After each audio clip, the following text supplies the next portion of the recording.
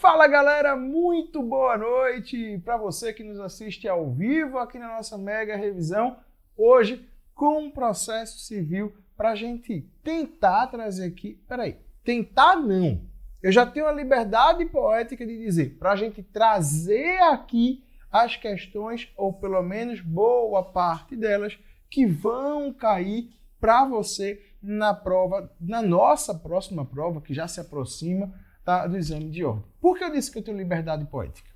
Porque a gente já tem, ao longo das últimas mega revisões, acertado aqui, trazido aqui dicas, assuntos que são cobrados na prova, que foram cobrados na prova. Então presta atenção na aula de hoje. Eu vou mapear com vocês aqui diversos assuntos, desde a parte geral do processo civil, a recursos, passando por tutelas provisórias. Então, vamos lá. Vamos trazer aqui alguns assuntos importantes que eu acho importantes, porque eu acho que a FGV vai cobrar na prova. Comumente, eles cobram na prova. Então, a gente vai mapear esses assuntos aqui. Beleza? Se você é nosso aluno do curso regular, seja bem-vindo de novo aqui na nossa mega revisão. Se você não é nosso aluno do curso regular, seja bem-vindo pela primeira vez. E aqui a gente já se apresenta. Meu nome é Felipe Menezes, sou professor aqui da casa em processo civil e em consumidor. Então, a gente vai ter aí várias possibilidades de se encontrar nas duas matérias. Beleza? Tranquilo? Sem mais delongas, que eu sei que vocês não querem papo furado, bora simbora começar o nosso tema. E a gente vai falar primeiramente de competência. Por quê? Porque quando a gente fala em competência, a gente precisa destrinchar, ou melhor, distinguir a competência externa da competência interna. Quando eu falo em competência externa ou interna, eu estou falando dos critérios de competência exclusivo e concorrente entre a autoridade brasileira e país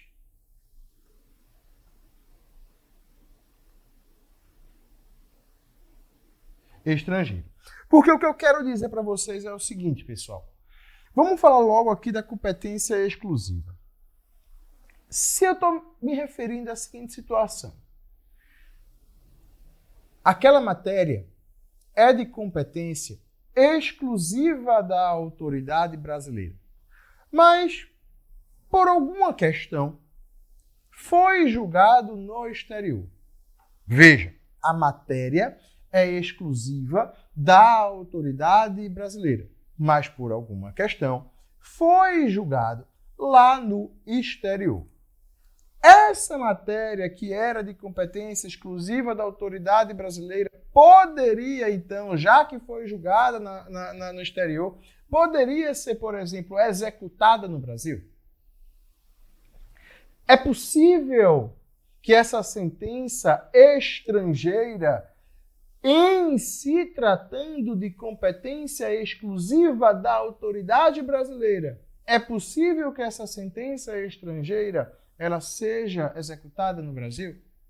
Aí muitos de vocês talvez agora vão falar, sim, professor, desde que seja homologada pelo nosso Superior Tribunal de Justiça. Erraram.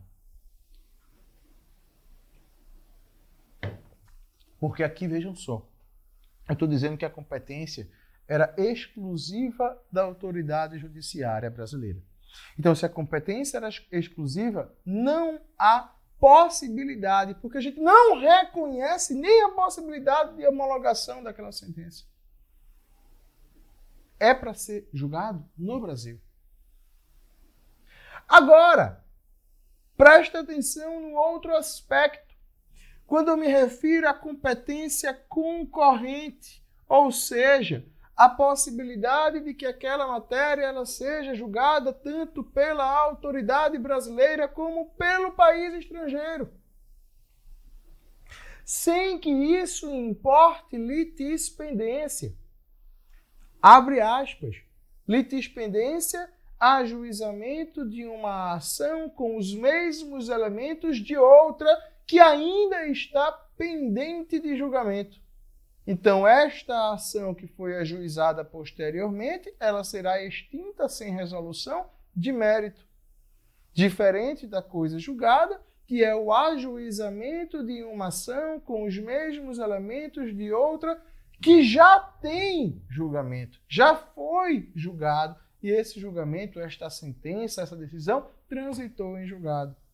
Essa segunda ação também será extinta sem resolução de mérito. Volta para cá, fecha parênteses, volta para cá. Então, quando eu estou me referindo à competência concorrente, então eu estou dizendo que há uma competência tanto da autoridade judiciária brasileira como do exterior. Tanto faz. E não importa que eu tenha um processo ajuizado no Brasil, tramitando no Brasil, e outro também tramitando lá no estrangeiro. Não tem problema com relação a isso. Não importa a litispendência. E aí vem a pergunta. Se lá no país estrangeiro a evolução do processo, o encerramento do processo, ele se dê antes do processo aqui tramitando no Brasil, é possível que a gente execute aquela sentença estrangeira aqui no Brasil? Sim. Aí agora você responde, desde que homologada pelo STJ. Se você aí é um pouco mais antigo nos estudos de processo civil, muita atenção, tá? Muita atenção. Anteriormente, a homologação se dava pelo STF. Depois da emenda constitucional número 45, a gente mudou e não é mais o STF, passou a ser o STJ. Então, hoje, a homologação se dá por meio do Superior Tribunal de Justiça. E aí volta para cá para esse exemplo. Eu tenho a sentença estrangeira, então, anteriormente à finalização do processo aqui no Brasil. É possível executar a sentença estrangeira, ainda que haja pendência de decisão no processo aqui no Brasil? É possível executar, desde que haja homologação pelo STJ. Aí vem uma outra questão importantíssima. Eu estou me referindo, então, sentença estrangeira homologada pelo STJ a um título executivo judicial, lá disposto no artigo 515 do Código de Processo Civil. Agora, se eu me referir a um contrato assinado pelas partes, um contrato internacional, assinado pelas partes, cuja obrigação deva ser satisfeita no Brasil, podendo, portanto, ser executada no Brasil, eu preciso de homologação do STJ para executar título executivo extrajudicial? Não. Para execução de título executivo extrajudicial no Brasil, não há necessidade de homologação por parte do STJ. Beleza. Tranquilo, então, até aqui. E aí, seguindo. Na competência interna, a gente precisa aqui lembrar daqueles critérios de competência que são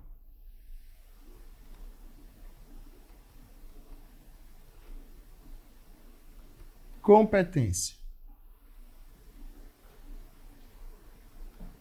absoluta,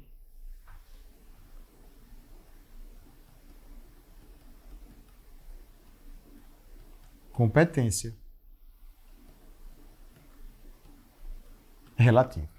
Professor, essa para mim, ou este para mim, é o principal calo, porque eu não consigo me lembrar dos critérios de competência e quando é que eles se encaixam enquanto competência absoluta e enquanto competência relativa.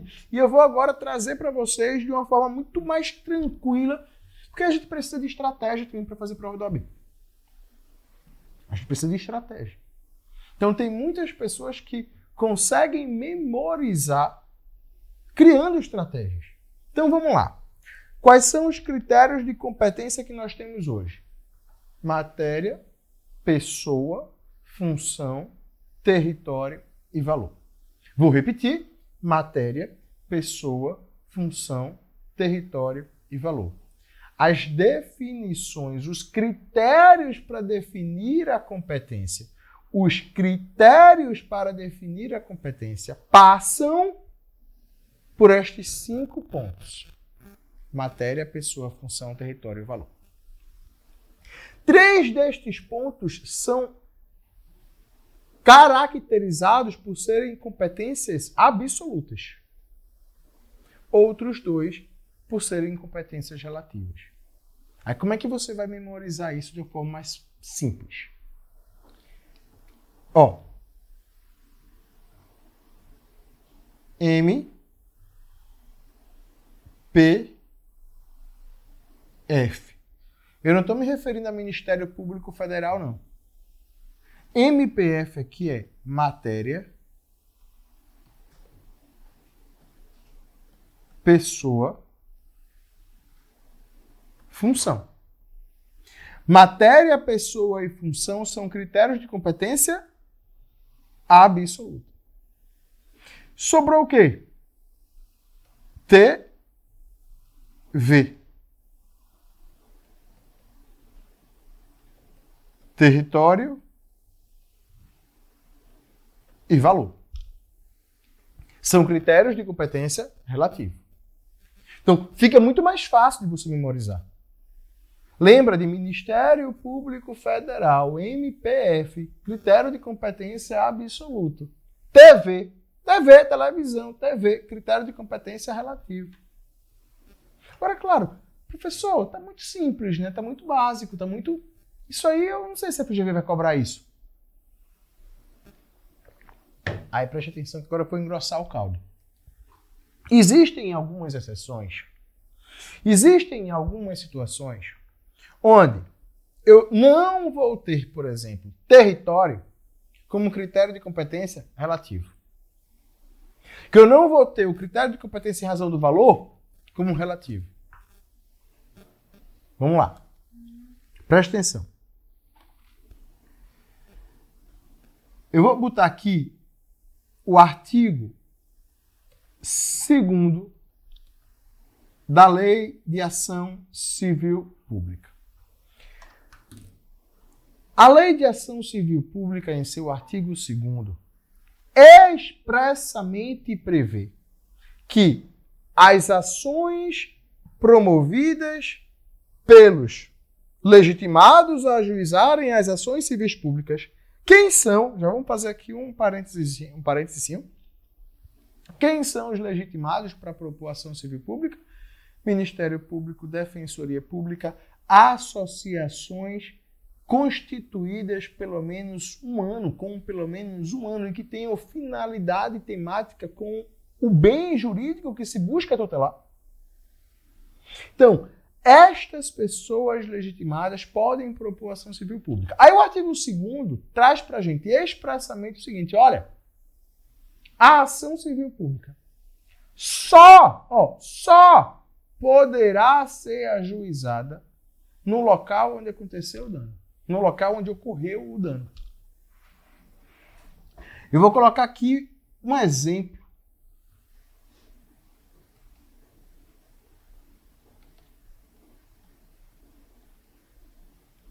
Tragédia de Brumadinho. Tragédia de Brumadinho. Sabem que tragédia é essa? A tragédia envolvendo a Vale. Não foi a Vale, Júnior? Foi a Vale? Em Brumadinho? Brumadinho eu acho que é interior de Minas Gerais. Não é isso? Pronto. A gente teve uma tragédia de uma... O que é aquilo ali, Bruno? Como é que é o nome daquilo ali? Barragem, perfeito. Uma barragem que estourou e aí inundou a cidade toda. A cidade toda foi destruída. Toda foi destruída. No que foi destruído, a gente tem as comunidades ribeirinhas prejudicadas, a gente tem os próprios moradores da cidade que perderam suas casas. Comunidade rural, perfeito, o Júnior lembrou aqui agora. Então veja, muitas pessoas foram prejudicadas. E para buscar o interesse destas pessoas prejudicadas, nós tivemos várias ações civis públicas ajuizadas, seja pelo Ministério Público, seja pela Defensoria Pública, seja pelas associações civis públicas. Aí a Lei de Ação Civil Pública, no seu artigo 2º, traz que as ações só podem ser ajuizadas no local onde aconteceu o dano. Então, o Ministério Público Federal poderia ajuizar essa ação, já que é Ministério Público Federal, lá no Distrito Federal? Poderia? Não. Por que não, professor? O critério de competência em razão do território é relativo? Mas nesse caso aqui, a Lei de Ação Civil Pública, em seu artigo 2º, traz expressamente um contexto diferente. Então é um contexto excepcional, informando para a gente que nestes casos das ações civis públicas, excepcionalmente a regra da relatividade do critério de competência territorial, excepcionalmente se tratando de ação civil pública, aqui o critério territorial ele será absoluto. O critério territorial ele será absoluto. Beleza? Tranquilo?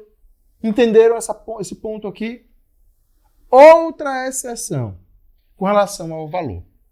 Eu já vou colocar aqui juizado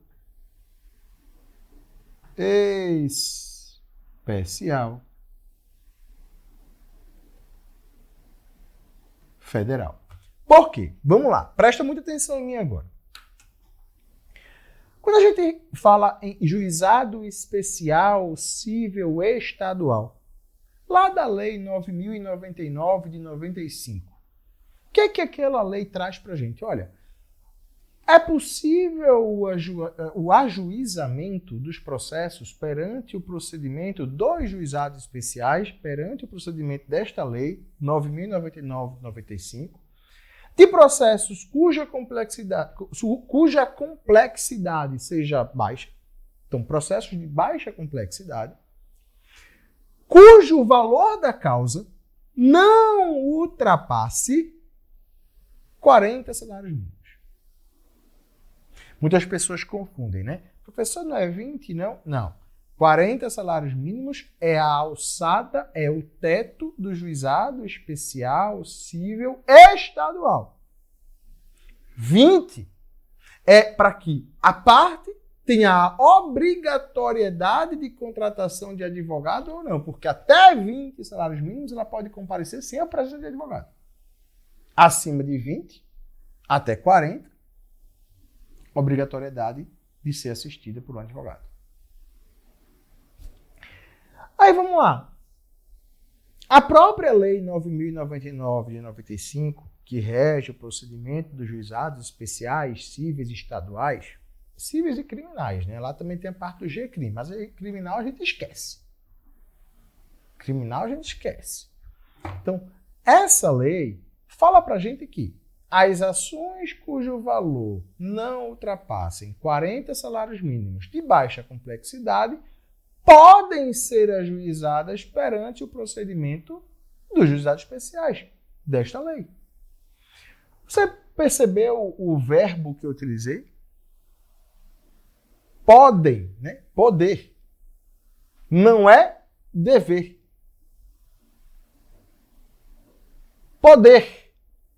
Não é dever. Eu não estou falando em obrigatoriedade. Eu posso ter uma ação de baixa complexidade cujo valor não ultrapasse 40 salários mínimos e ajuizar perante o procedimento comum nas varas cíveis? Posso. Posso. Porque o critério de competência relativo em razão do valor é relativo. De novo, o critério de competência relativo em razão do valor é relativo. Estou sendo redundante para vocês fixarem. Agora, quando a gente vem para juizado especial federal, a alçada do juizado especial federal, juizado especial civil federal, a alçada é de 60 salários mínimos. Repetindo, a alçada do juizado especial civil federal não é de 40, é de 60 salários mínimos. E quando eu tenho uma matéria de competência da Justiça Federal, onde eu vou ver isso, professor? Quando é que eu vou saber que a matéria é de competência da Justiça Federal? Abra aí a sua Constituição Federal no artigo 109. Lá temos competência da Justiça Federal. Aí beleza, eu sei que é de competência da Justiça Federal. Eu sei que o valor não ultrapassa 60 salários mínimos, mas valor, professor, valor é relativo. Eu posso ajuizar perante as varas federais cíveis ou eu posso ajuizar perante o juizado especial federal, não é isso? Não! Em se tratando de juizado especial federal,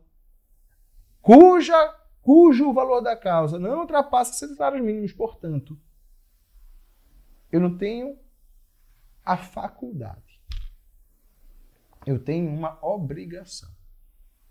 É matéria federal. O valor é, no máximo, 60 salários mínimos. Eu sou obrigado a ajuizar a ação perante o juizado especial federal. Não posso ajuizar perante procedimento comum nas varas federais cíveis, porque as varas são incompetentes para julgamento dessa causa. Então vejam a outra seção. Beleza, tranquilo. Aí vamos lá, vamos seguir.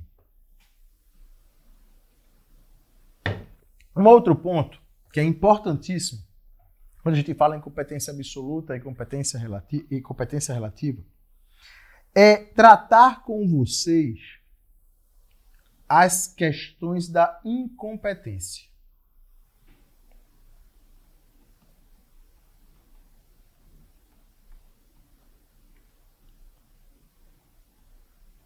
As questões da incompetência. Por quê? Porque a competência absoluta, ela é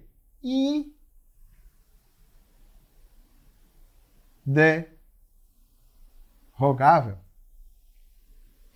Ela é imutável. Os critérios de competência absoluta não admitem modificação. Não admitem modificação. O momento que eu posso, de alegar a incompetência absoluta é na preliminar de apelação. Porém, não sendo alegada na preliminar de apelação, não haverá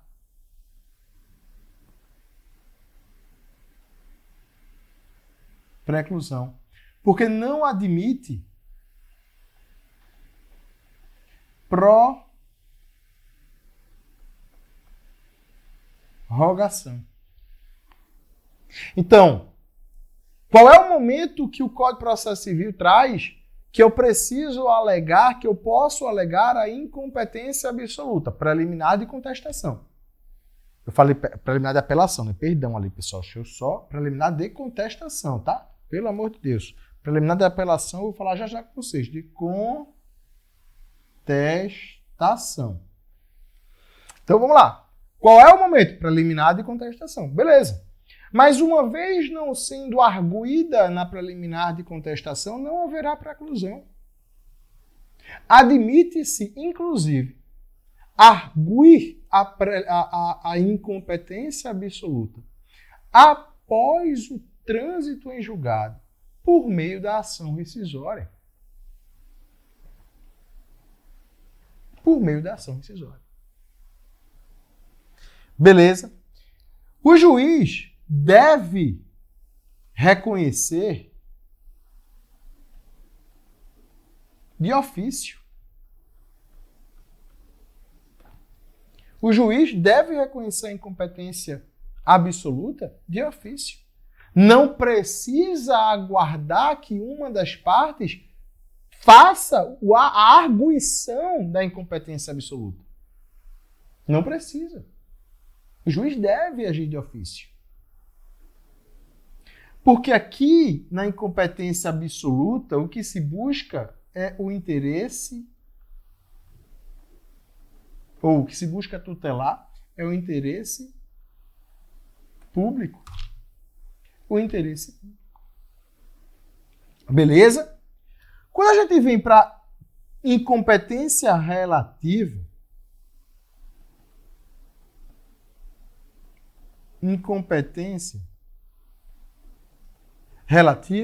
o jogo muda de figura. Porque a incompetência relativa visa o interesse das partes. Quando eu falo em interesse das partes, entendam que o Estado ele vai intervir minimamente. Então vamos lá. Admite-se, por exemplo, a modificação. Admite-se a prorrogação. O momento que se deve arguir a incompetência relativa, qual é? Preliminar de contestação. Aí aqui, diferentemente da incompetência absoluta, o momento é na preliminar de contestação sob risco de preclusão. Se eu não arguir a incompetência relativa na preliminar de contestação, esqueça, não vou ter outro momento para fazer, não. Prorroga-se a competência. Prorroga-se a competência. Esqueça, já era. Ah, mas pode depois do trânsito em julgado eu arguir a incompetência relativa? Não, ainda não. Por meio da ação rescisória? Não, ainda não.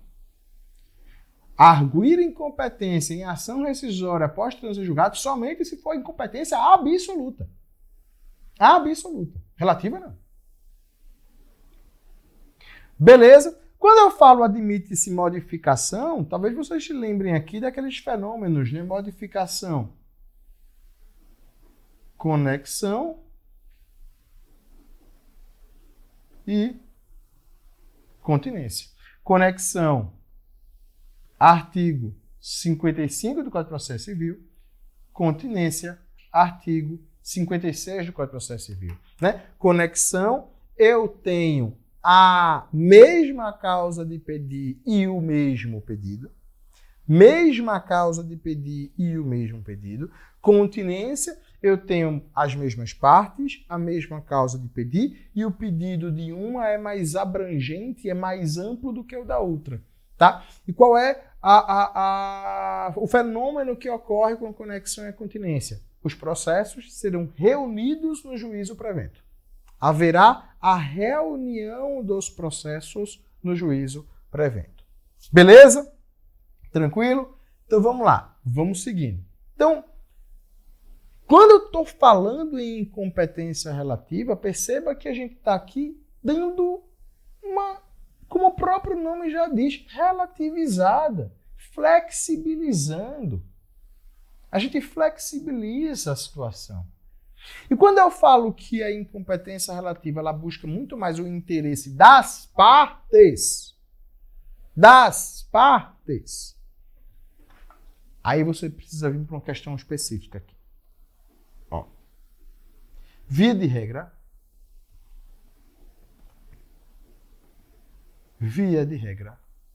juiz não reconhece de ofício. Via de regra, juiz não reconhece de ofício. Aí você, professor, eu estou acostumado já nas minhas andanças e estudos, que toda vez que se fala via de regra é porque tem exceção. Claro.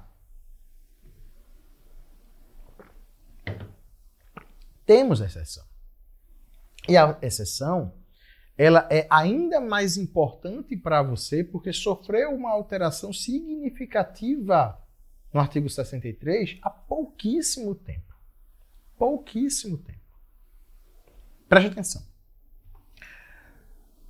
O artigo 63 do Código de Processo Civil ele já permitia que o juiz, excepcionalmente, reconhecesse de ofício a incompetência relativa quando ele reputar a cláusula de eleição de foro como abusiva, ineficaz. Aí o que ele fazia?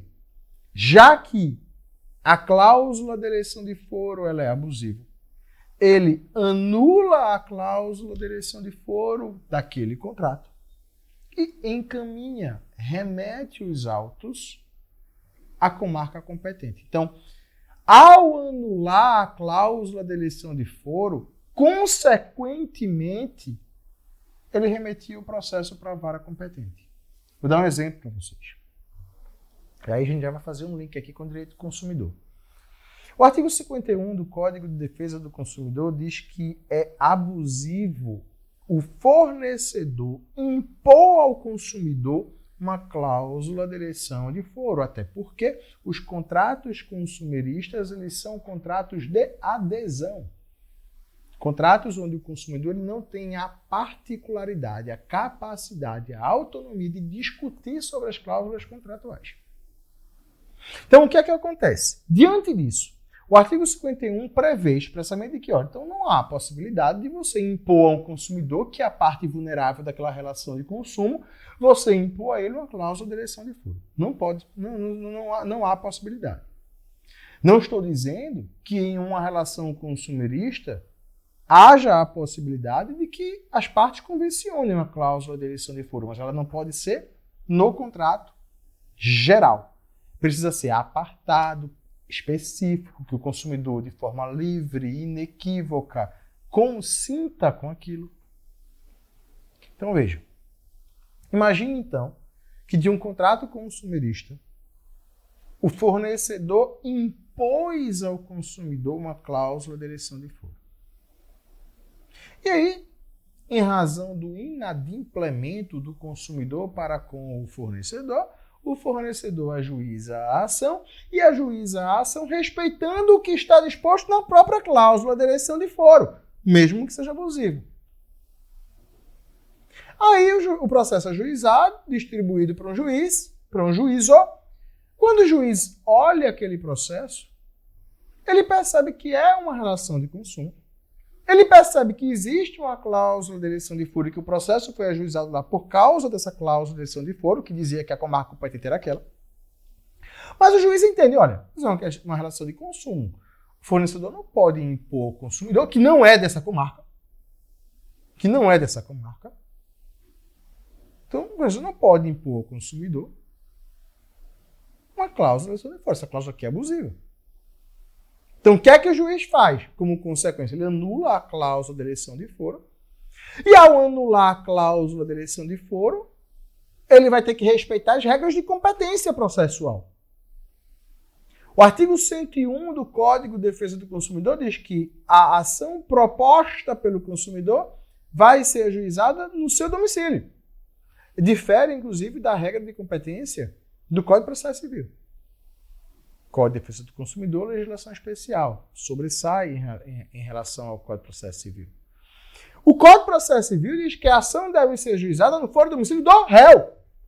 No caso, quem ajuizou a ação foi o fornecedor. Ele vai ajuizar a ação onde? No domicílio do réu. Não onde foi disposta a cláusula de eleição de foro, porque a cláusula de eleição de foro ela é abusiva e o juiz anulou. Então, quando o juiz anulou, ele reconheceu a incompetência relativa. De ofício. Entenderam a lógica? Isso a gente já tinha no artigo 63. Aí, ano passado, esse artigo sofreu uma alteração porque incluiu mais uma outra possibilidade em que o juiz vai reconhecer a incompetência relativa de ofício. O que é que acontecia? Era muito comum você ter uma empresa X que tem sede em Pernambuco, fechando um contrato com uma empresa Y que tem sede no Rio de Janeiro, para a execução de um serviço em São Paulo. Então, Pernambuco, Rio de Janeiro, São Paulo. Só que essa empresa, ela já tem vários processos no Brasil, de modo que ela mapeou onde as sentenças são mais benéficas para ela. Então ela coloca nos seus contratos uma cláusula de eleição de foro que em qualquer litígio envolvendo qualquer questão daquele contrato, a comarca competente é a Y, a Z, que é a melhor para ela, onde as sentenças são as melhores. Então ela escolhe o melhor local. E aí digamos que essa comarca é a comarca do Ceará. Vejam só, a empresa tem sede em Pernambuco, celebra um contrato com outra que tem sede no Rio de Janeiro para a execução de um serviço em São Paulo, mas ela coloca em seu contrato uma cláusula de eleição de foro que qualquer problema desse contrato vai ser discutido na comarca do Ceará, que não tem nada a ver nem com o local da sede das duas partes, nem com o local onde a obrigação deve ser satisfeita. Isso era muito comum acontecer. Era muito comum. Aí o que é que aconteceu? O que é que o legislador trouxe? A cláusula de eleição de foro precisa guardar pertinência com o local de sede das partes envolvidas no contrato ou com o local onde a obrigação deva ser satisfeita. Está no parágrafo 1º do artigo 63. Beleza. Então a gente modificou esse parágrafo 1º. Ele já tinha, mas foi modificado para ter esse texto agora que eu acabei de falar para vocês. E incluiu um parágrafo 5º, que diz o seguinte agora. Quando o juiz recebe um contrato, uma ação, e que no contrato tem parte A e parte B com sedes em locais distintos, obrigação devendo ser satisfeita em outro local, mas a cláusula de eleição de foro está em outro, completamente diferente, o juiz vai reconhecer de ofício a incompetência relativa, porque ele vai anular aquela cláusula de eleição de foro. Então a lógica é a mesma.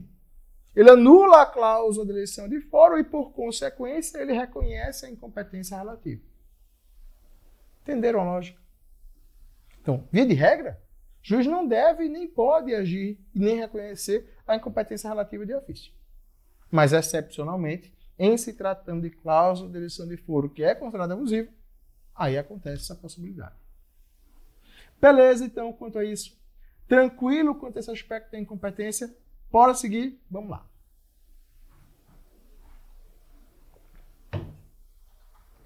Vamos para outro tema. Bora avançar. Um outro tema que eu gosto muito de tratar com vocês é um tema importantíssimo. Comumente a FGV cobra, ainda na parte geral do Código de Processo Civil, é o tema de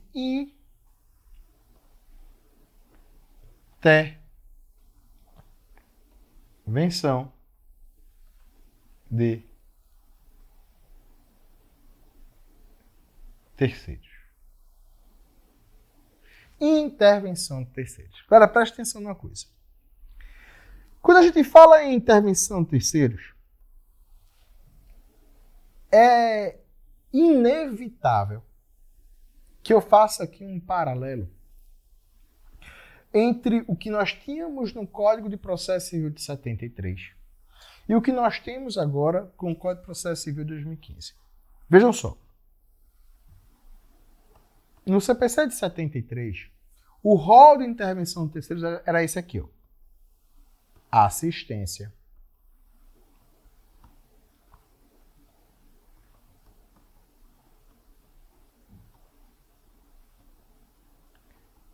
Denunciação da lide.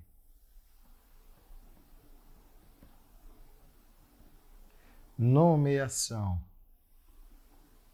Autoria.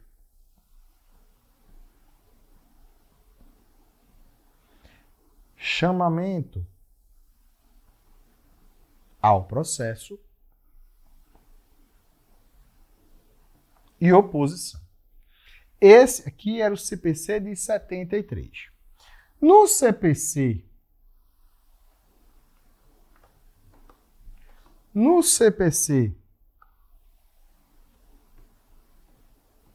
2015, nós temos o seguinte rol de intervenção de terceiros.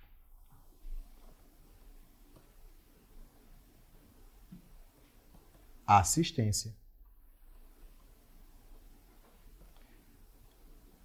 Denunciação da lide.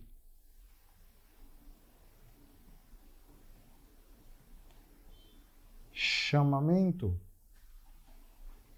ao processo. Aí a gente vem para o incidente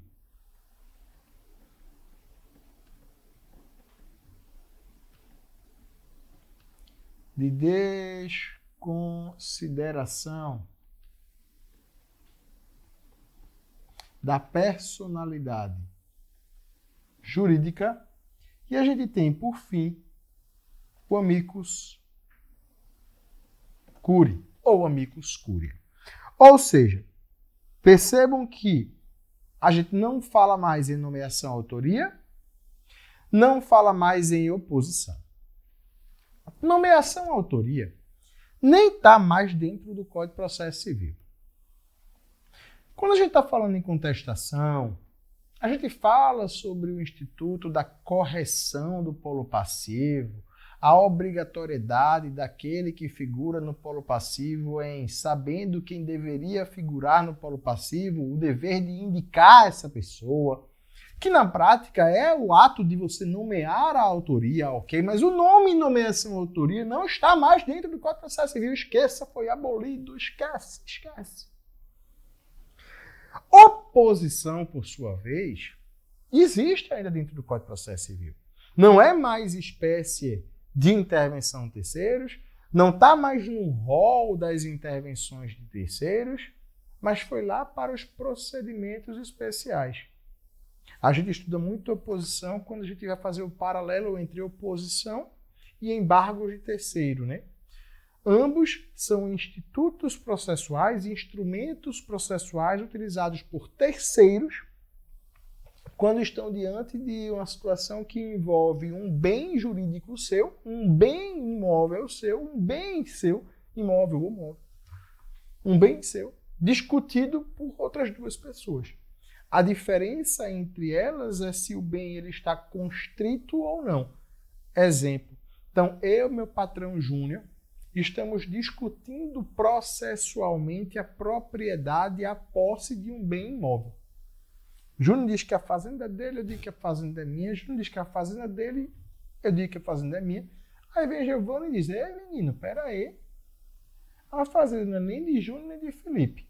Eu tenho aqui contrato de compra e venda, tenho escritura, eu pago imposto de renda, estou há 20 anos declarando essa casa aqui, essa fazenda aqui no imposto de renda. E vocês vêm agora dizer que tem isso com base apenas em um contrato de compra e venda que foi celebrado. Aí Giovanni vai e ajuiza uma oposição colocando no polo passivo eu e Júnior. Para dizer, ó, o bem é meu. Tá aqui as provas. Eu tenho até a escritura já. O bem é meu. Vejam que nesse exemplo que eu dei, em nenhum momento eu falei que o bem estava constrito já.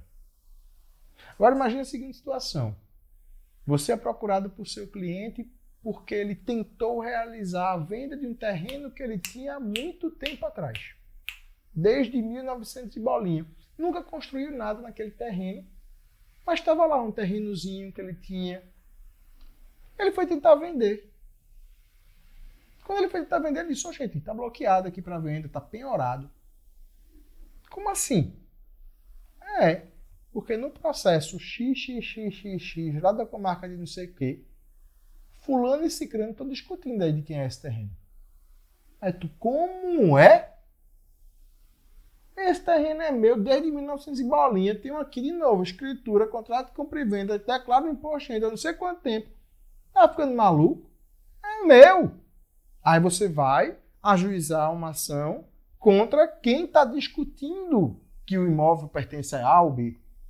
Só que neste outro exemplo, eu diferenciei a situação porque o bem está constrito já.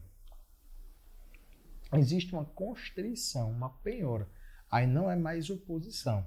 Passa a ser embargos de terceiro. Mas vamos lá. Fechando o parênteses, volta para cá para as intervenções de terceiro. Então vejam só. Hoje, o rol que nós temos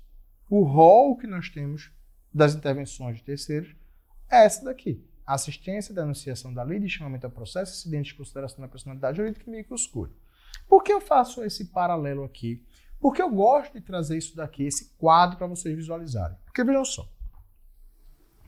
Se você abre o artigo 10 da lei 9.099 de 1995, lá tem dizendo que não é cabível nenhuma espécie de intervenção de terceiros no âmbito, no procedimento do juizado especial civil. Só que aí, vamos lá. Presta muito atenção. Volta para o material, Júnior. Eu destaquei o ano aqui. Quando a Lei 9.099 de 1995 entra em vigor, qual é o CPC vigente? O de 73. Então, quando o artigo 10 traz expressamente essa regra, ela está se referindo a quais espécies de intervenção de terceiros? A assistência, denunciação da lide, nomeação, autoria, chamamento ao processo, oposição. Em 2015, entra em vigor um novo Código de Processo Civil, que modifica um pouco as espécies. Tira duas, traz mais duas. E traz aqui, o incidente de desconsideração da personalidade jurídica e amicus curiae. E no incidente de desconsideração da personalidade jurídica, ele traz para a gente, lá no artigo 1062 do Código de Processo Civil, a seguinte definição, a seguinte regra expressa. É cabível o incidente de desconsideração da personalidade jurídica nos juizados especiais cíveis. Então, quando a gente está lendo a lei dos juizados, o Código de Processo Civil, a gente precisa analisar no macro, porque senão a gente vai se ferrar na prova. Enquanto a lei 9.099, em seu artigo 10, diz que não é cabível nenhuma espécie de intervenção de terceiros, ela se refere aquele antigo rol. O artigo 1062 do Código de Processo Civil autoriza expressamente que o incidente de desconsideração da personalidade jurídica seja cabível no procedimento do juizado especial civil. Agora também só ele, tá? Agora também só ele. Não se fala em amicus curiae, não se fala em chamamento ao processo, já não se falava, continua -se falar. Denunciação ali e assistência. Ok? Beleza? Tranquilo? Então, superado esse momento, bora falar um pouquinho de cada uma dessas espécies de intervenção de terceiros. E aí eu não vou para o quadro, não. Eu vou querer conversar com vocês aqui mesmo. Vamos lá, presta atenção. Júnior, não tem um cafezinho não? Júnior, cadê o cafezinho? Rapaz, menino, já teve melhor aqui, viu? O cafezinho, tá? Meu Deus do céu, minha Nossa Senhora. Obrigado, Júnior. Valeu, Júnior. Ó, vamos lá. Vamos conversar um pouco então sobre essas regras. A assistência, ela se divide em duas, tá? Eu só vou colocar aqui a divisão da assistência, mas eu não quero ficar aqui muito no quadro, não. A assistência se divide em assistência simples e a assistência litisconsorcial. Tá? Assistência simples e litisconsorcial. Dá um exemplo rápido das duas. A simples é aquela hipótese em que eu preciso para o quadro. Eu falei que não ia, mas eu vou. Presta atenção. Eu, bonitinho aqui, sou locador. Alugo para Júnior, que é o locatário. E Júnior subloca para Giovanni, que é o sublocatário. Beleza? Vejam só que eu tenho uma relação jurídica direta com o locatário. E o locatário tem uma relação jurídica direta com o sublocatário. Se eu, durante o contrato, resolvo rescindir esse contrato em razão do inadimplemento do locatário, Júnior não está pagando, e eu resolvo ajuizar uma ação de despejo, essa minha ação de despejo é ajuizada em face de quem? Ação de despejo é ajuizada em face de quem? De Júnior, que é o locatário, com quem eu tenho relação jurídica direta. Eu não tenho relação jurídica com o sublocatário. Eu não tenho relação jurídica nenhuma com o sublocatário, que é indiretamente. Então, nessa perspectiva, a ação de despejo ela é contra o locatário. Porém, em se vinculando, em acontecendo a ação de despejo, isso implica no sublocatário. Então, o que é que o Código de Processo Civil permite? Que o sublocatário ele possa ser assistente processual. Então, o sublocatário ele será assistente do locatário. Essa é a primeira definição. Agora preste atenção. Se o locatário, que é Júnior, quando recebe a citação, a carta de despejo, ele resolve sair do imóvel. Se o locatário ele reconhece a procedência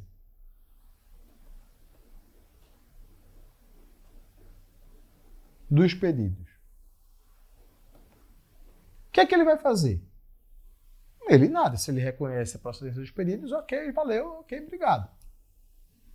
Agora, o sublocatário, diante deste reconhecimento da procedência de Júnior, o que é que ele vai fazer? Também nada. Sabe por quê? Porque aqui, inclusive, pronto, o que eu vou falar agora é a palavra que define exatamente o que se trata a assistência simples.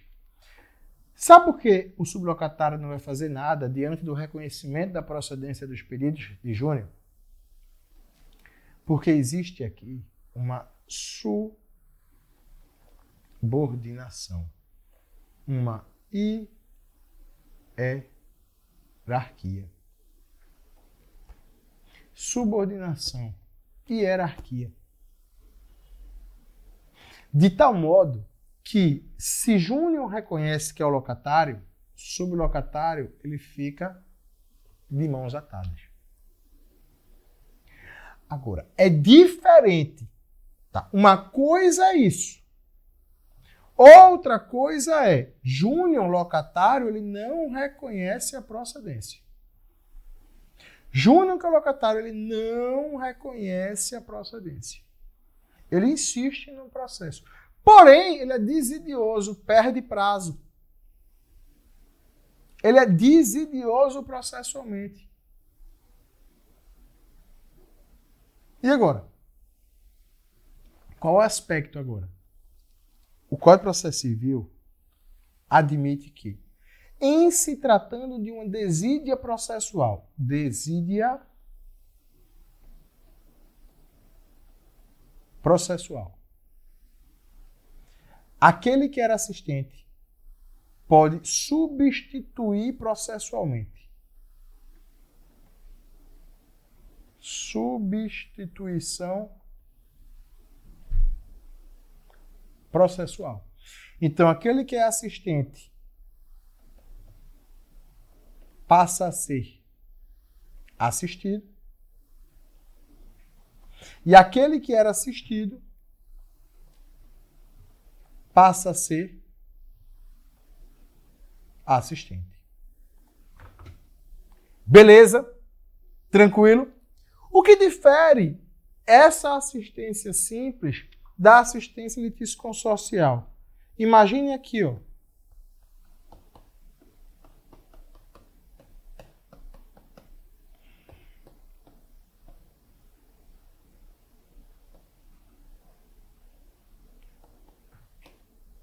Que desenho mal feito, meu Deus do céu. Mas imagine aqui que isso aqui seja uma incorporadora.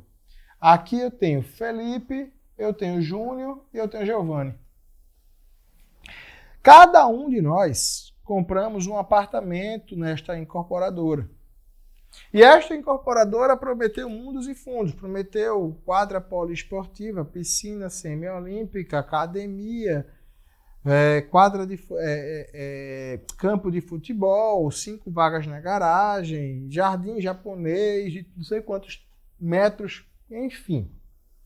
Prometeu mundos e fundos e entregou os apartamentos com 50% do que havia prometido.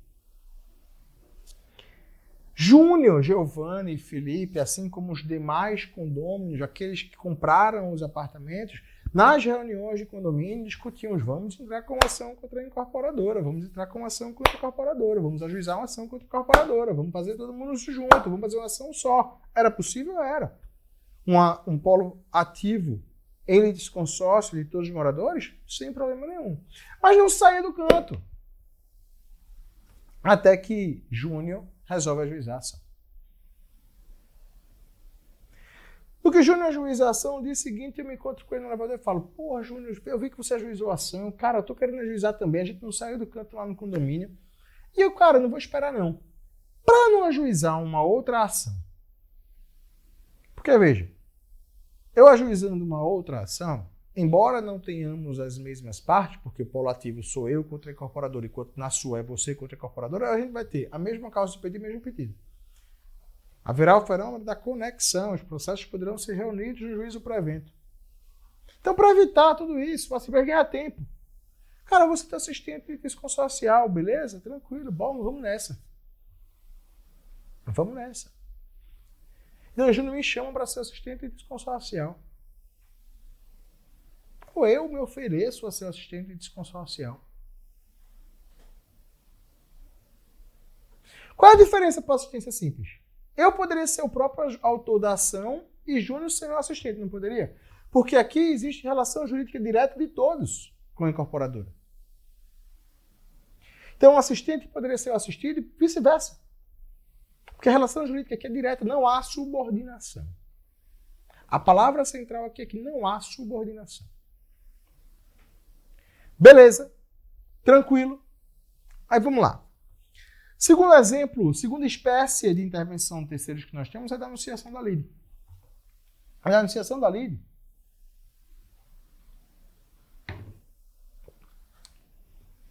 é o seguinte: é aquela pautada na evicção, no direito de regresso e nos casos que envolvem seguro contratado. Presta atenção. Imagine a seguinte situação. Eu chego numa imobiliária para comprar um apartamento. Só que eu sou muito cauteloso. Eu chego na imobiliária com minha maletinha de dinheiro, quero comprar um apartamento, mas eu falo, ó, para comprar o apartamento, certifique para mim, trazendo todas as documentações, certidões necessárias de que aquele imóvel ele está livre, desimpedido e que não há nenhum ônus sobre ele. A imobiliária faz isso. A imobiliária, então, ela traz para mim todas as certidões. E aí eu vou lá e compro o apartamento.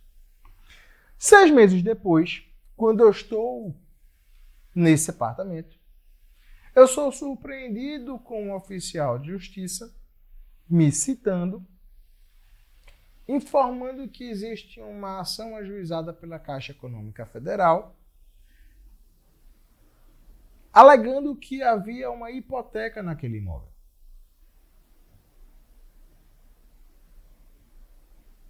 Aí eu, peraí. Quando eu comprei o apartamento, a imobiliária, ela trouxe todos os documentos, todas as certidões, estava aqui demonstrando que o imóvel estava livre, que o imóvel estava desimpedido, que não havia nenhum ônus sobre aquele imóvel. Que tem algum erro. E aí, diante disso, eu tenho 2 caminhos. Eu só tenho uma certeza e 2 caminhos. A certeza de que eu preciso me defender. Porque se trata do meu apartamento, é comigo mesmo, então não há uma ilegitimidade da parte. Então eu só tenho uma certeza e 2 caminhos. Ou eu me defendo sozinho, apresento minha contestação, vou para a briga sozinho, e se eventualmente eu vier a perder meu apartamento, eu ajuizo posteriormente uma ação de regresso contra a imobiliária. Ou o outro caminho é, já em minha contestação, eu realizar a denunciação da lide da imobiliária. De modo que ela será também citada, ela também apresentará a sua contestação, o processo seguirá. Se eu perder o processo, passa-se a analisar a denunciação da lide para que a imobiliária seja a responsável por arcar com o prejuízo que eu tive. Então, a denunciação da lide ela é eventual, ela é condicionada. Por quê? Porque pode ser que lá na frente a ação promovida pela Caixa Econômica Federal seja improcedente, ou seja, eu ganhei. Então, se eu ganhei, a imobiliária não vai ter nada com que arcar, não precisará ser analisada a denunciação da lide.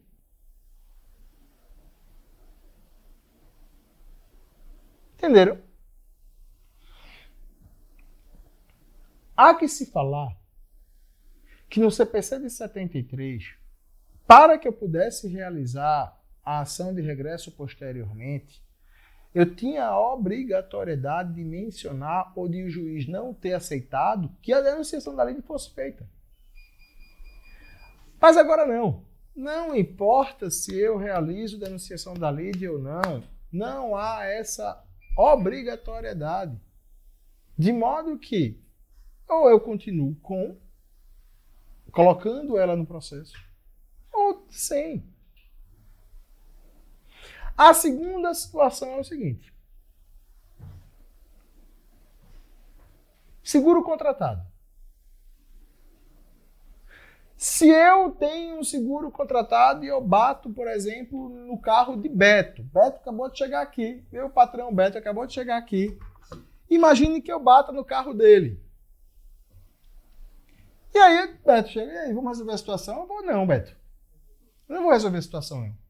E Beto, beleza, então. Eu sei que tem seguro contratado com a Porto Seguro. Eu vou ajuizar uma ação.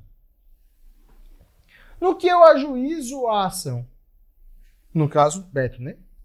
Beto, ao ajuizar a ação, o que é que Beto vai fazer? Beto ajuiza a ação contra mim e contra o seguro. Contra mim e contra o seguro. Então veja, há a possibilidade de que a administração da lei seja promovida tanto pelo réu quanto pelo autor. Eu tenho um caso recente no meu escritório em que a gente teve que fazer uma ação judicial contra uma determinada médica e a médica tinha eventual erro médico, a médica tinha seguro contratado. A médica tinha seguro contratado. Aí foi o que ela fez. Em sua contestação, ela denunciou ali do seguro que ela contratou. Então, há essa possibilidade. A terceira espécie de intervenção terceira já chama aumentar o processo. E essa é a espécie mais fácil que temos. Por quê? Porque essa é a espécie que trata da questão do fiador quando ele é posto no polo passivo de uma ação, mas o locatário não foi. Então, eu aluguei um imóvel para Beto, que deixou de pagar os aluguéis, e eu ajuizo uma ação contra o fiador, mas não ajuizo contra Beto, que é o locatário. Aí o que é que o fiador faz? Chama ao processo o locatário. Porque os bens dele só serão atingidos se não for possível atingir os bens do locatário. Agora, beleza, eu aluguei para Beto, Beto deixou de pagar, ajuizei a ação em face de Beto, não coloquei o fiador no processo. Ah, mas Beto tem fiador, Beto pode chamar o fiador no processo? Claro que não, porque Beto tem a obrigação principal. E a obrigação do fiador é a obrigação acessória. Beleza. E um outro exemplo de aumentar o processo. Um outro exemplo de aumentar o processo é quando a gente tem a hipótese de devedores solidários e você ajuiza somente em face de um devedor. Esse devedor pode chamar os demais devedores. Incidente de desconsideração da personalidade jurídica. A primeira característica do incidente de desconsideração da personalidade jurídica eu já falei, que é a hipótese de ela ser cabível no procedimento de juizados especiais. Qual é a segunda característica? É que o incidente de desconsideração da personalidade jurídica, via de regra, suspende o processo. Lá no artigo 313 do Código de Processo Civil, nós teremos várias hipóteses de suspensão processual. Várias hipóteses de suspensão processual. E o incidente de desconsideração da personalidade jurídica é uma outra hipótese de suspensão processual. Mas quando é que não ocorrerá a suspensão? Quando, ao invés de se buscar por meio do incidente, já no ajuizamento da ação, na minha petição inicial, eu requerer a desconsideração da personalidade jurídica. E uma característica, uma questão importante que se deve falar sobre o incidente de desconsideração da personalidade jurídica é o seguinte. Incidente de desconsideração da personalidade jurídica é o procedimento. É o modo pelo qual se buscará se aperfeiçoar a desconsideração. Agora, a desconsideração, para que eu possa realizar a desconsideração, os requisitos para que a desconsideração seja realizada, isso você encontra no Instituto de Direito Material, Código de Defesa do Consumidor, artigo 28. Código Civil, artigo 50. Código de Defesa do Consumidor, teoria menor. Código Civil, teoria maior. Por que teoria maior, teoria menor? Porque o Código Civil exige, para que a desconsideração seja realizada, uma série de requisitos, confusão patrimonial, desvio de finalidade. Código de Defesa do Consumidor, meu amigo, abra os braços e vai embora. É mais simples. Então a gente fala de teoria menor. Beleza? E por fim, amicus curiae. Amicus curiae, primeiro, qual é a definição de amicus curiae? Amigo da corte. O que é que ele pretende? Qual é o objetivo do amicus curiae? É elucidar eventuais temas complexos. Então imagine a seguinte situação. Eu tive um caso, eu estava no meu TCC, da faculdade, em 2000 e lá vai bolinha, eu estava discutindo sobre a legalização do aborto nos casos de feto anencefálico ou de feto anencéfalo. Agora já é autorizado, expressamente previsto no Código Penal. Mas na época não era. Na época a gente estava em discussão com relação a isso. E havia uma arguição de descumprimento de preceito fundamental, que era a DPF 54, que estava discutindo esse tema. Para que esse tema fosse julgado pelo STF, a gente teve uma série de audiências públicas, uma série de participações de amicus curiae, de amigos da corte, para elucidar, para trazer as suas considerações fundamentadas sobre aquela temática. Então, a Confederação Nacional dos Bispos do Brasil foi um amigo da corte, um amicus curiae, protegendo, tutelando a vida. A Associação de Defesa das Mulheres foi um amigo da corte, amicus curiae, protegendo o interesse das mulheres, porque se dizia do risco de manutenção daquela gravidez. Então, o amigo da corte e o amicus curiae, ele vem para essa situação. Uma característica fundamental, a decisão que admite ou inadmite a participação do amicus curiae. Decisão irrecorrível. Decisão irrecorrível. Segunda característica, amicus curiae não tem poder para recorrer, salvo para opor embargos de declaração. Amicus curiae não recorre. Aí lá no finalzinho tem dizendo, mas há uma possibilidade de recurso tirando os embargos de declaração se a decisão violar incidente de resolução de demandas repetitivas ou incidente de assunção de competência. Beleza? Tranquilo. Passamos de forma muito rápida sobre todas as espécies de intervenção de terceiros. Bora avançar na temática, porque agora eu vou trazer para vocês um outro tema, que é o tema das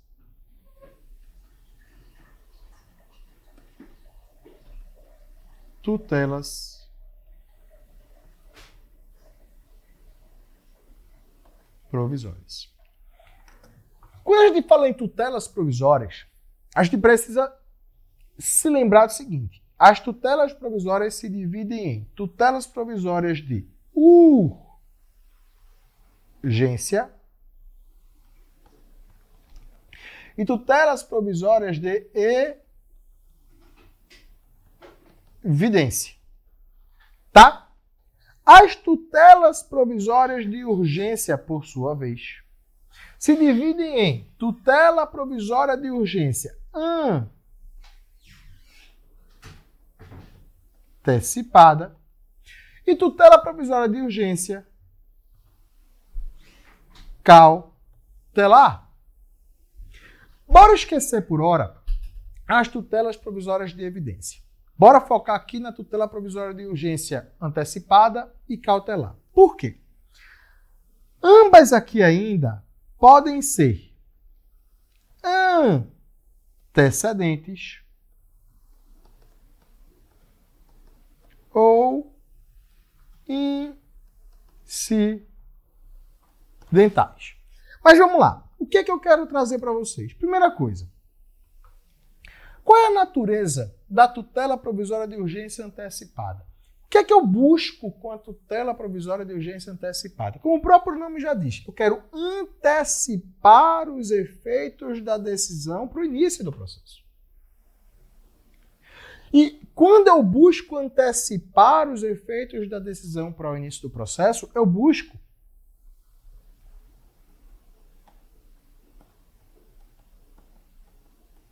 satisfazer. Então, qual é o maior exemplo que a gente pode dar aqui?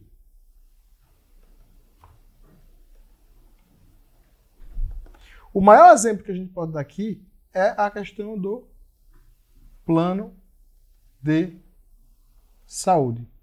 Negativa de plano de saúde. Você está precisando fazer um procedimento cirúrgico urgente, o plano negou, você ajuiza a ação para que o plano autorize, para que o juiz obrigue o plano a autorizar.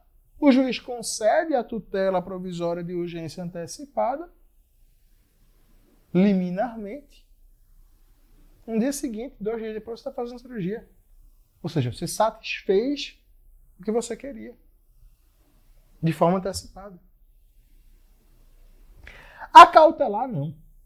A cautelar, ela tem uma natureza garantidora. Ela tem uma natureza assecuratória. Por quê assecuratória? Por que garantidora? Porque na cautelar, eu busco garantir de garantia, assegurar que quando eu puder executar, eu tenha o que receber. Quer um exemplo? Um casal que está se divorciando litigiosamente. E aí o marido está pé da vida por causa desse divórcio, começa a alienar bens, começa a vender os bens antes mesmo que a partilha seja realizada. A esposa, olhando aquilo, preocupada de quando a partilha do divórcio acontecer, ela não receber absolutamente nada, ela faz o quê?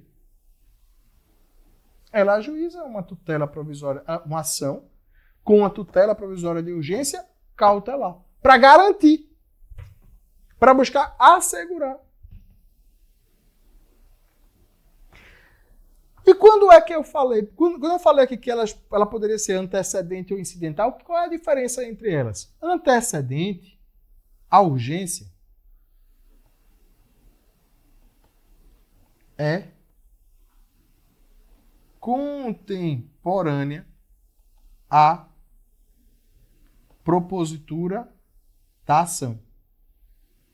Portanto, depende do pagamento das custas. E incidental é durante o processo. Durante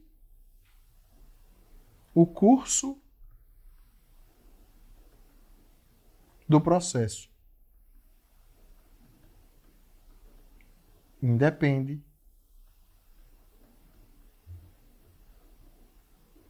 do pagamento de custos. Porque presume-se que já tenha feito o pagamento quando eu ajuizei o processo. Então não há necessidade. Então veja, uma outra questão importantíssima que a gente precisa falar aqui. Para que a tutela provisória de urgência seja concedida liminarmente, e aí se eu estou me referindo à tutela provisória de urgência, eu estou englobando a tutela provisória de urgência antecipada e cautelar, eu preciso cumprir os requisitos do artigo 300 do Código de Processo Civil. Ou seja,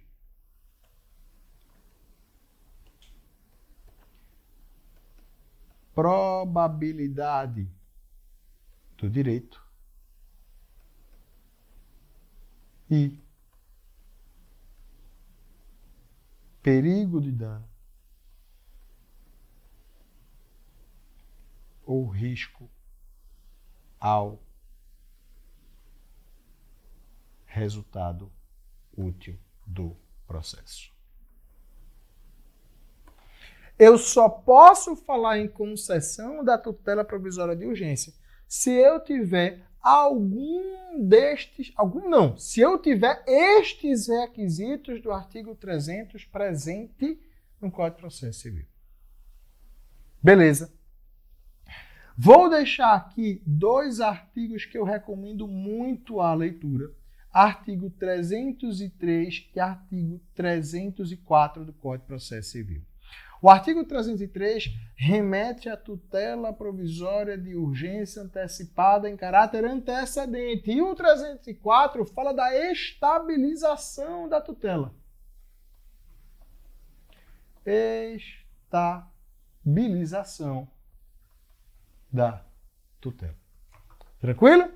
Mas vamos lá falar sobre a tutela de evidência, que está previsto no artigo 311, somente ele.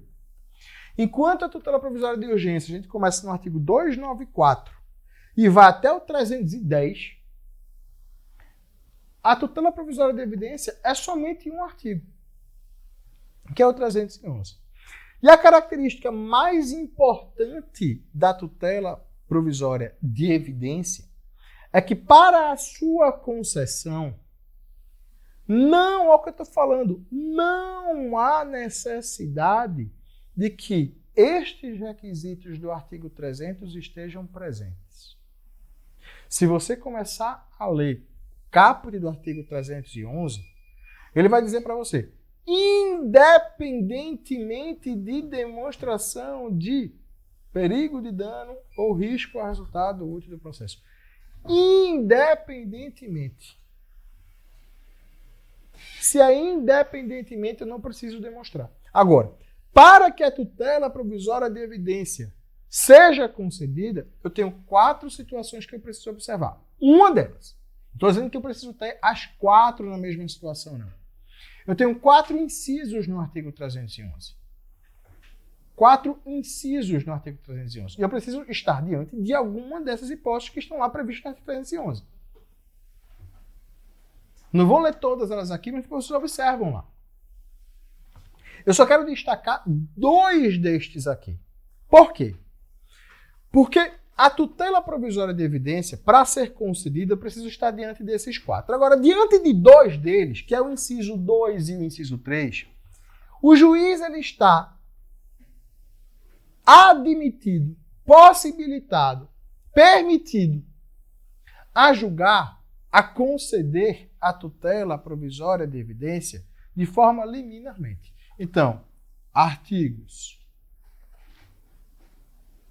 311, inciso 2 e inciso 3, concessão liminar da tutela de evidência. Então, eu chamo a atenção para estes 2 casos. O inciso 1 e o inciso 4 trazem outras hipóteses em que a tutela de evidência pode ser concedida, mas não liminarmente. Beleza? Tranquilo? Posso seguir? Posso agora dar um salto? Vamos lá.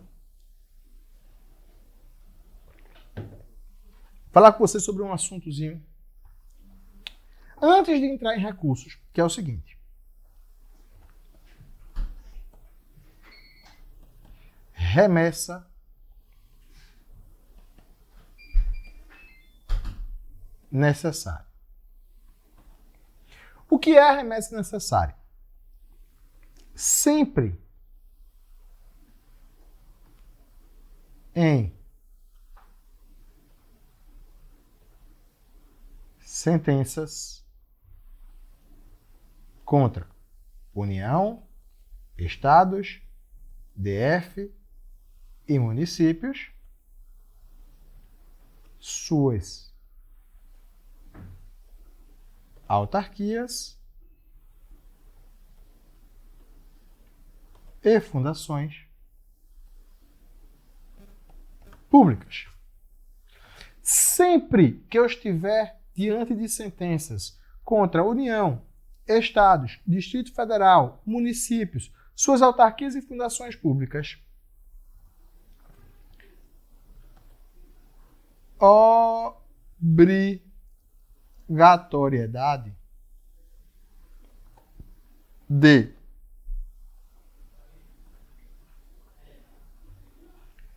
confirmação pelo tribunal, ou seja, pelo segundo grau. Há uma obrigatoriedade. Quando eu falo obrigatoriedade, quer dizer o seguinte: não importa se a União, o Estado, o Distrito Federal, o município, não importa se eles recorreram, interpuseram um recurso de apelação ou não. Não importa. Haverá remessa necessária. Só que eu sempre tenho que falar das exceções. A gente tem exceções. Vamos lá. a gente tem dois blocos de exceções. Um com relação ao valor e um com relação ao objeto da sentença. Porque vejam só.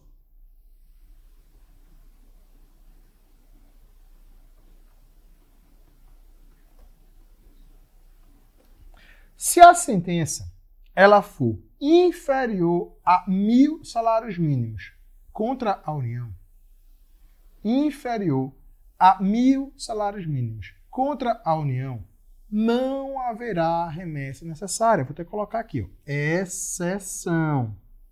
Tá? Então, 1.000 salários mínimos contra a União, não haverá remessa necessária. 500 salários mínimos contra os estados e municípios, capitais de estados, também não haverá. E 100 aos demais municípios. Também não haverá remessa necessária. E nós temos outro aspecto, outra exceção quanto ao objeto da decisão, quanto ao objeto da sentença.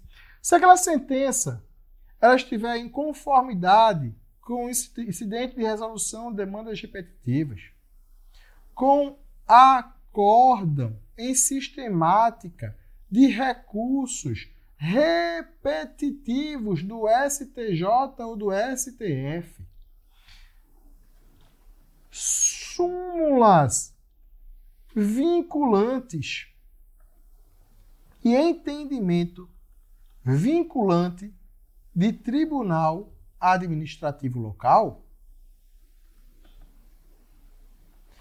aí não haverá também remessa necessária. Beleza? Tranquilo? Então foquem nessas regras com relação à remessa necessária. E aí, para a gente acabar essa mega revisão em grande estilo, bora trazer aqui alguns aspectos dos recursos. Vejam só. Primeira coisa, recursos.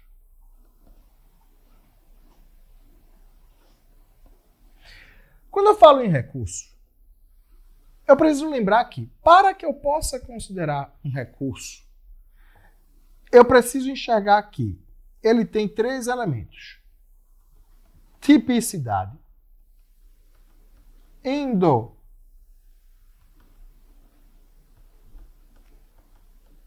processualidade e voluntariedade.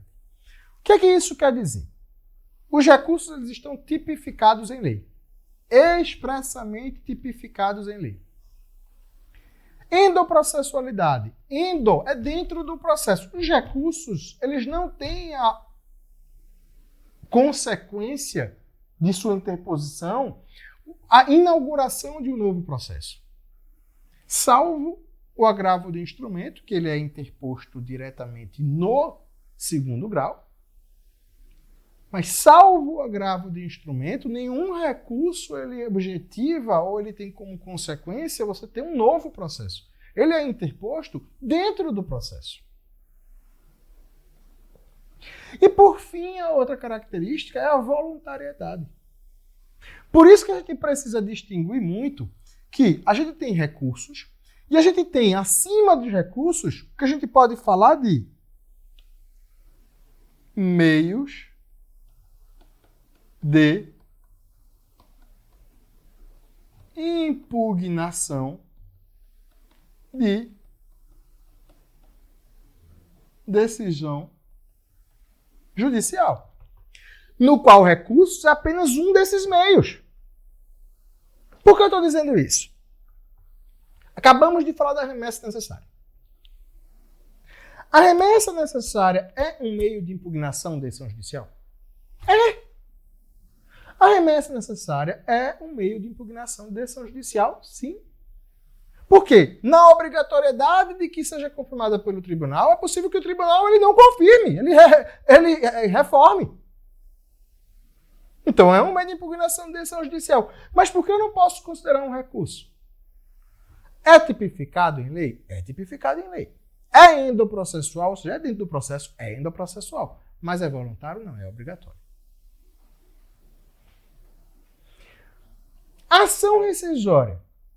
Ação rescisória também serve para eu impugnar uma decisão judicial. A gente impugna a decisão judicial que não está julgado, sentença que está julgada.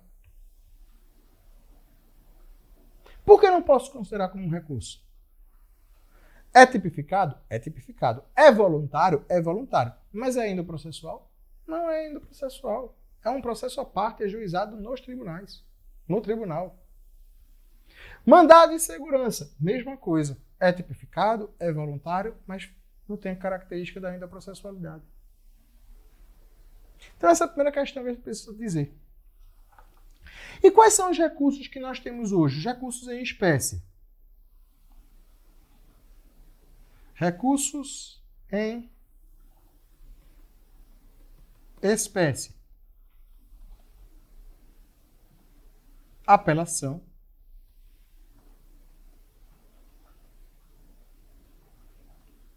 Decisão interlocutória. Agravo de instrumento. Já estou colocando aqui a decisão para cada recurso. Agravo de instrumento. Agravo interno. Embargos de declaração. Recurso ordinário constitucional. Recurso especial. Recurso extraordinário. Agravo em recurso especial ou recurso extraordinário. E, por fim, os embargos de divergência. E nós temos também um recurso que não está aqui dentro do artigo 994 do Código de Processo Civil, em se tratando de recursos em espécie, mas ele está lá na Lei 9.099 de 95, que é o recurso inominado. Beleza? Vamos lá. Uma característica importante que a gente precisa falar. Lá no artigo 995 do Código de Processo Civil, nós temos uma característica que é o seguinte. Ele diz para a gente que nenhum recurso tem o objetivo de suspender a eficácia das decisões. Salvo, aí ele bota, salvo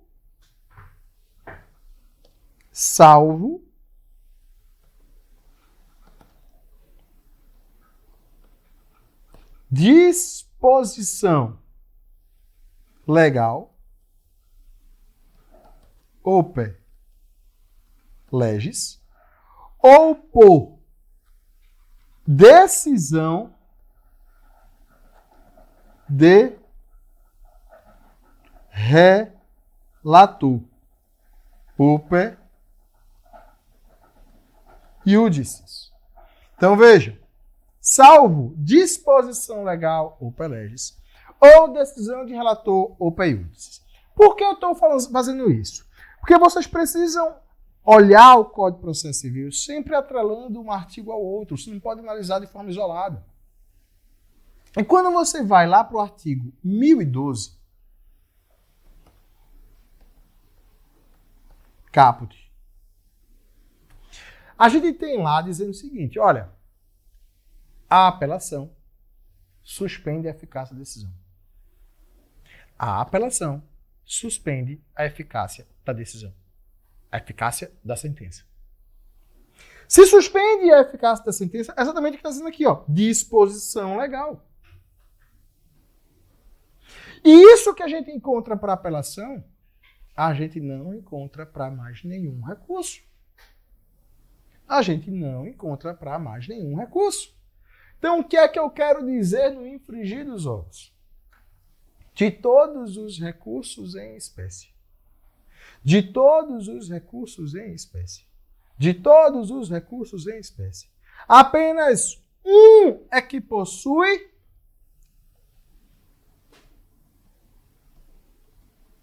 efeito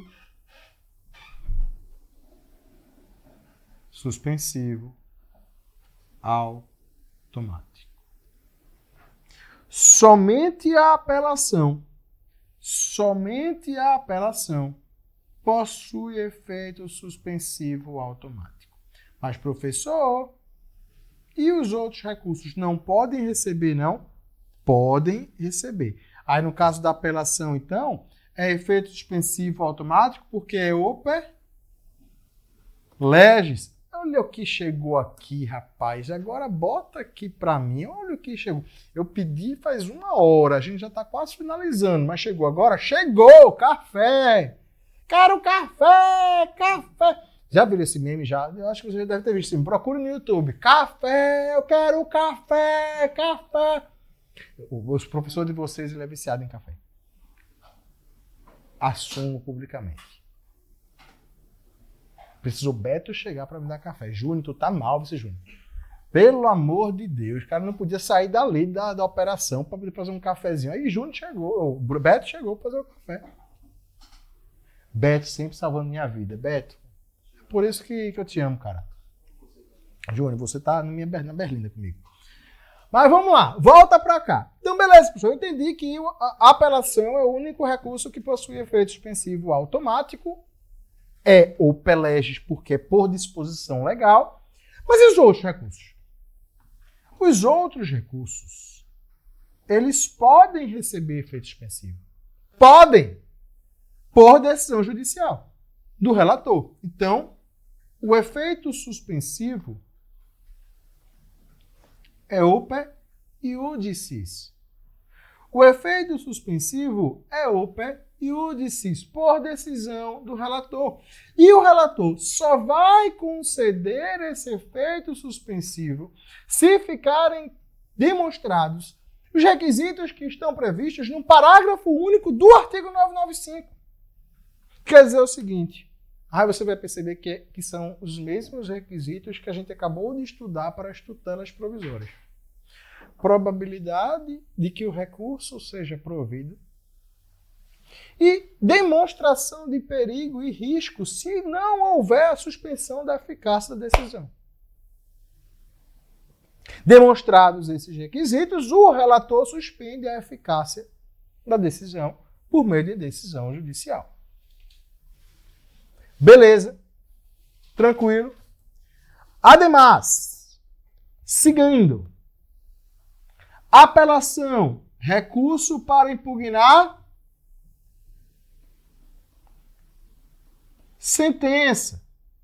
Então, gente, toma muito cuidado. Falou em procedência da ação. Falou em improcedência da ação. É sentença. E não importa se não julgou o mérito. Eu tenho sentença terminativa, sentença definitiva. Sentença terminativa não julga mérito. Sentença definitiva julga mérito. E para impugnar a sentença que julga mérito e que não julga mérito, apelação. Agora, a gente sabe também que há uma possibilidade de que a apelação seja utilizada para impugnar decisão interlocutória não agravável que não é coberta pela preclusão. O que é isso que eu quero dizer? Quando o legislador trouxe o Código de Processo Civil de 2015, ele disse o seguinte, olha, artigo 1009, parágrafo 1º. Não está escrito assim como eu vou falar para vocês, não. Eu vou explicar para vocês de forma mais clara. Se o artigo 1015, que traz para a gente o rol de cabimento do agravo do instrumento, e o artigo 1015 diz o seguinte, seu caput, cabe agravo de instrumento de decisão interlocutória que versar sobre. Ou seja, para que caiba agravo de instrumento, tem que ter decisão interlocutória, mas não basta uma decisão interlocutória. Tem que ser decisão interlocutória sobre alguma daquelas situações previstas no 1015, porque então o rol do 1015 ele era taxativo. Então, o que o legislador quis fazer? Existirão possibilidades de termos de decisões interlocutórias que não estarão dentro do rol do 1015. E aí, o que é que a gente vai fazer? Estas decisões interlocutórias, elas não são cobertas pela preclusão. Eu não posso agravar, é bem verdade, não posso agravar, mas lá no final, quando da interposição do recurso de apelação contra a sentença, eu posso trazer na preliminar de apelação uma impugnação àquela decisão interlocutória. Então, digamos que eu tenha ajuizado uma ação contra meu patrão Beto em razão de uma colisão de automóvel. E aí, nessa ação, eu não tenho testemunha de porra nenhuma. Ou testemunha não tenho documento de porra nenhuma. Só tenho duas testemunhas oculares. Fala de batida de carro, não fala de atropelamento. Beto me atropelou, quero ajuizar uma ação. Não tenho documento de nada, só tenho duas testemunhas oculares. Só que uma tem 100 anos, outra tem 105 anos. Já também veinhas, bichinha. Aí eu ajuizo a ação e falo, excelência, essas são minhas únicas testemunhas. O senhor poderia já ouvir as testemunhas, coletar depoimento pessoal delas antes da audiência de instrução e julgamento, via de regra, depoimento das testemunhas, oitiva de testemunhas na audiência de instrução e julgamento. Aí o juiz, na decisão de saneamento, ele indefere meu pedido. O indeferimento desse meu pedido é por meio de decisão interlocutória. A decisão interlocutória acaba agravo de instrumento, pessoal. Cabe? Vê o artigo 1015, vê se tem lá no rol decisão interlocutória que indefere oitiva prévia de testemunhas. Não tem! Então não cabe agravo de instrumento. Aí o processo vai seguir. Tem sentença. A sentença é improcedente. Eu quero apelar. Eu vou apelar. No que eu for apelar, eu trago uma preliminar na minha apelação para impugnar a decisão interlocutória que não podia ser agravável porque não estava dentro do rol 2015. Então é possível a gente utilizar da apelação para impugnar decisão interlocutória, mas não de forma direta. Porque eu só posso apelar de sentença. Quando eu apelar da sentença, se tiver tido decisões interlocutórias que eu não pude agravar, aí eu venho, trago uma preliminar para impugnar. O agravo do instrumento, portanto, contra decisões interlocutórias que versem sobre o 1015. Mas aí eu vou chamar a atenção agora para um outro ponto, que é o tema 988 do STJ, que diz o seguinte, em 2018. Pessoal, o legislador, em 2015, com o Código de Processo Civil, ajudou bastante. Que agora a gente pode sim utilizar da apelação para agravar essas decisões interlocutórias, para impugnar estas decisões interlocutórias que não eram agraváveis. Ótimo, isso é muito bom. Mas vamos lá. A justiça brasileira, meu amigo, não tem a sentença amanhã, não. Então existem situações que eu vou ter decisão interlocutória num dia e daqui que eu aguarde a sentença para só impugnar a decisão interlocutória na preliminar da apelação, o direito já acabou, morreu. O perigo já é muito grande. Então, o que é que o STJ, através do tema 988, disse? Olha, bora mitigar a taxatividade do artigo 1015? Mitiga a taxatividade do artigo 1015. Pronto, tá mitigado. Agora, o rol do artigo 1015 é de taxatividade mitigada. De modo que, mesmo que a decisão interlocutória não verse sobre nenhuma das hipóteses previstas no 1015, mas se ficar demonstrado o perigo de dano de se aguardar todo o transcurso processual para só poder impugnar na programa da apelação, não dá para fazer isso, é perigo de dano. Aí eu consigo agravar, de acordo com o tema 988 do STJ. Beleza? Agravo interno, então aqui é GTR, agravo do instrumento, a gente bota decisão interlocutória. Agravo interno contra decisão monocrática de relator.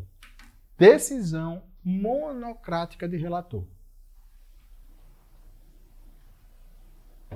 E aí, pessoal, presta muita atenção.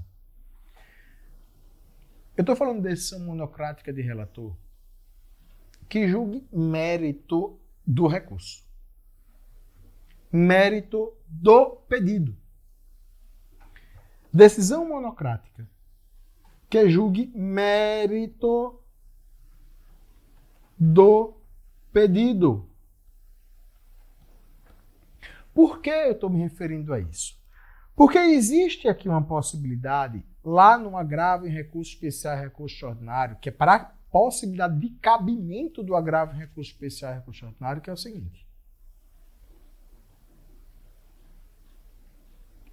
Teu recurso especial, teu recurso extraordinário não foi admitido por falta de pressuposto de admissibilidade recursal. Veja, para a gente interpor recurso, a gente precisa preencher os requisitos de admissibilidade recursal. Legitimidade, tempestividade, preparo, são alguns deles. Recurso especial, repercussão social. Recurso extraordinário, repercussão geral. Então, são requisitos de legitimidade, de admissibilidade do recurso. Não é mérito. Então, quando o teu recurso especial, o teu recurso extraordinário, ele não é admitido, não estou falando em provimento, estou falando de admissão. A inadmissão ocorrerá por meio da decisão monocrática.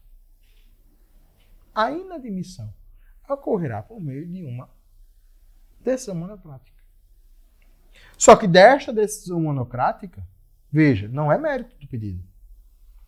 É de admissibilidade do recurso. Então, aqui no caso, o recurso cabível é o agravo em recurso especial extraordinário, não o agravo interno. Mas quando eu estou me referindo à decisão de mérito do pedido, aí sim eu estou falando em agravo interno. Embargos de declaração. Nosso recurso coringa. Por que coringa? Se a gente tem um prazo comum para quase todos os recursos, por que quase todos os recursos? Porque tirando embargos de declaração e recurso nominado, todos hoje têm prazo de 15 dias para sua interposição. E para as respostas, que são as contrarrazões, também 15 dias. Só que embargos não.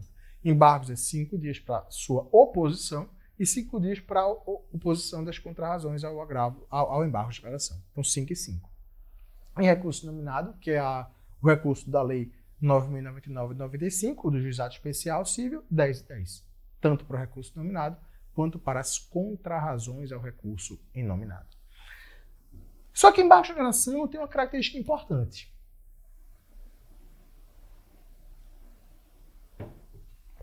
Porque embargos de declaração são cabíveis contra qualquer decisão. Embargos de declaração é cabível contra sentença, contra decisão interlocutória, contra decisão monocrática e contra acórdão. Desde que a gente esteja diante de obscuridade,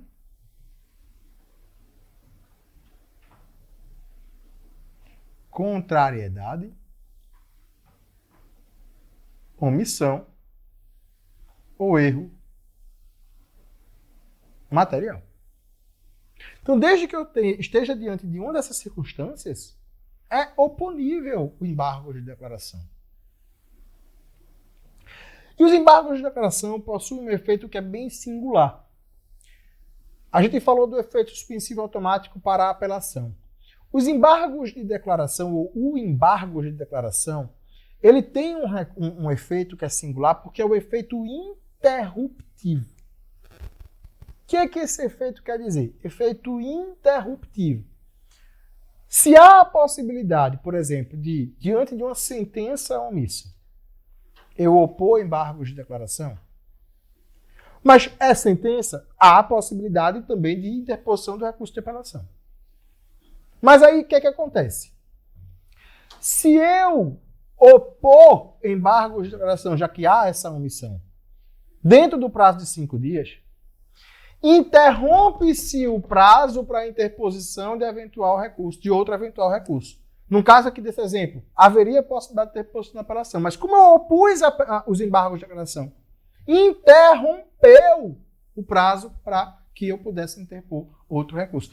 E aqui o que eu falo em interromper é o seguinte: haverá necessidade de julgamento dos embargos por meio de sentença.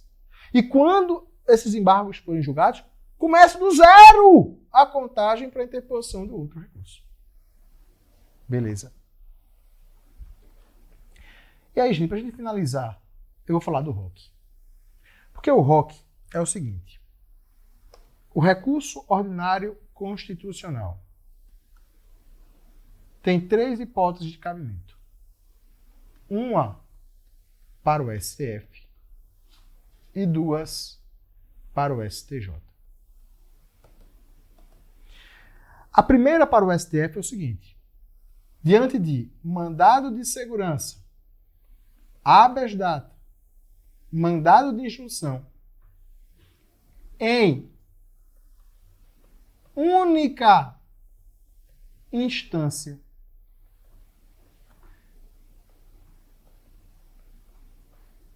Tribunal Superior, ordem denegada. Então, o que é que eu quero dizer? Primeira coisa, quais são os tribunais superiores? O próprio STF, STJ, STM, que é o Superior Tribunal Militar, Tribunal Superior do Trabalho, Tribunal Superior Eleitoral. São tudo tribunais superiores aqui. Então, o que é que eu estou dizendo? Se eu impetro um mandado de segurança, se eu falo em única instância, eu estou falando em impetrar o mandado de segurança diretamente no Tribunal Superior. Impetrei o mandado de segurança diretamente no STJ. E a ordem foi denegada. Meu mandado de segurança foi improvido. O que é que cabe? O que é que cabe? Recurso ordinário constitucional. Para onde? STF. E STJ? Mandado de segurança. Única instância.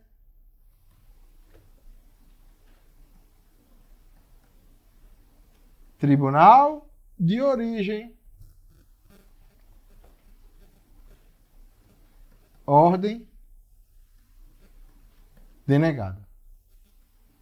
Ou seja, a lógica é a mesma, mas muda o quê? O local onde eu impetrei o mandado de segurança. Aqui eu tenho única instância, mas tribunal de origem, ou seja, TJ, TRF. Para quem não sabe, o juiz 21 ele está aqui em Pernambuco. Imagine o seguinte: eu impetrei o mandado de segurança diretamente no Tribunal de Justiça de Pernambuco e a ordem foi denegada. Cabe o quê? Recurso ordinário constitucional. Para onde? Para o STJ. E a terceira hipótese, que essa é a que a gente vai chamar mais atenção.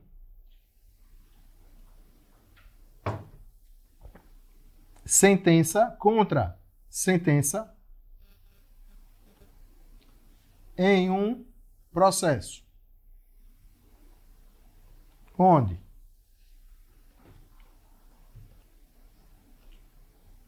De um lado, tenha